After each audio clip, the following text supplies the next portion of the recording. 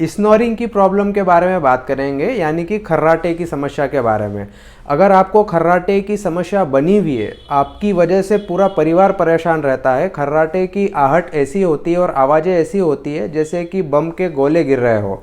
खर्राटे की समस्या को पूरी तरीके से जड़ से ठीक करने के लिए होम्योपैथी में एक रामबाण दवाई है। वह दवाई है ओपियम 200 पोटेंसी में।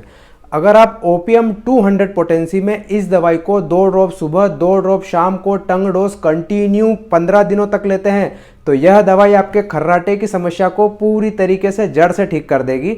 यह दवाई काफ़ी असरकारक है।